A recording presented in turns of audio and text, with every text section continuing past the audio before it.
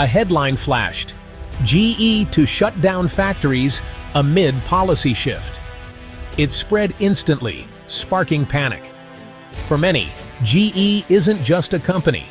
It's a symbol of American industry and stability. The idea of factory closures triggered fears of lost jobs and struggling communities. Social media exploded. Union halls and local officials were flooded with calls. Workers worried about their futures, and rumors quickly spiraled out of control. The story tapped into deep anxieties about the decline of American manufacturing. It wasn't just about jobs, it was about identity. For generations, GE meant middle-class security. The thought of those gates closing felt like the end of an era. Headlines like this evoke memories of other towns devastated by factory closures. But the initial reports lacked context. They painted a picture of immediate, widespread shutdowns, which wasn't the full story. In the rush to break news, nuance was lost. The public was left with fear, not facts. Our job now? Cut through the noise. Let's separate rumor from reality and uncover what's really happening at GE. Because behind every headline, there's a deeper story. Let's get to the truth. To understand the panic, you need to know what GE means to America.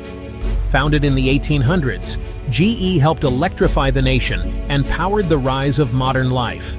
It's been a symbol of American innovation, employing millions and building the middle class. A job at GE meant stability, pride, and a future for your family. GE's influence goes beyond factories. Its technology touches everything from airplanes to hospitals. When GE thrives, it's seen as a sign the country is thriving.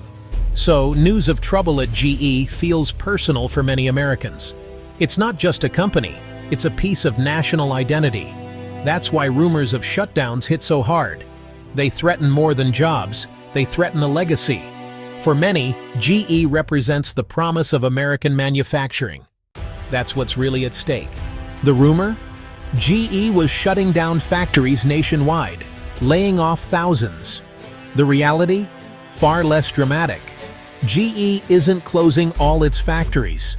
There are no mass shutdowns.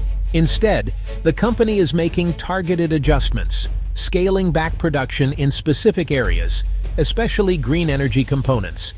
Some production lines are being reduced or consolidated, but core operations continue. The difference is huge. Rumors suggest an ending. Reality is about change. A scale back means shifting focus, not turning off the lights for good. Why the confusion? Sensational headlines and misinterpreted memos.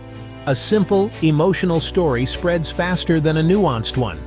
Once fear takes hold, it's hard to correct. But the truth is, GE is adapting, not collapsing. The story is about business evolution, not disaster. Let's keep that distinction clear. To understand GE's moves, look to Washington. Federal policy on green energy and electric vehicles has shifted. Aggressive government support created a boom for wind, solar, and EV components. But now, the government is slowing the pace, relaxing mandates, revising subsidies. The goal? Make the transition sustainable and avoid straining the economy. This policy pivot means demand for green energy components isn't growing as fast as expected. Companies like GE, who ramped up production for a government-fueled boom, now face a softer market. The result?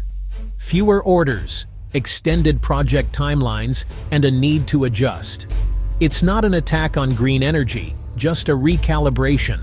For GE, that means tough choices about what and how much to produce. Policy and business are tightly linked, and when one shifts, the other must follow.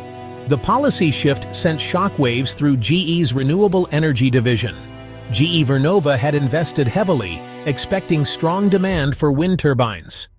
But with incentives reduced, orders slowed. Suddenly, GE had more production capacity than the market needed.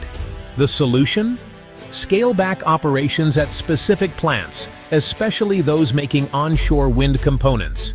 That means fewer shifts, reduced lines, and some job losses. But it's not a total shutdown. Other GE divisions, like aerospace and healthcare, remain strong and unaffected. This isn't a company-wide crisis. It's a targeted response to a specific market shift. GE is adjusting, not collapsing. The story is about adaptation, not disaster. GE's story is part of a bigger shift in American manufacturing. Automation is transforming factories. Robots now handle many repetitive tasks. This boosts efficiency, but changes the nature of work. Fewer manual jobs, more demand for technical skills. The challenge retrain workers for high-tech roles. Unions are stepping up, negotiating for retraining and fair transitions. The focus is shifting from job quantity to job quality and skill.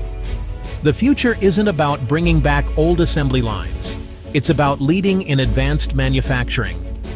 Success depends on investing in both technology and people. Adapting to this new reality is key for companies and workers alike. In a world flooded with headlines, how do you find the truth? The GE story shows how rumors can spin out of control. Media literacy is essential. Question your sources. Is the news from a reputable outlet? Does it cite official statements? Read beyond the headline. The details matter. Headlines oversimplify. The real story is often in the fine print. Compare multiple sources for a balanced view.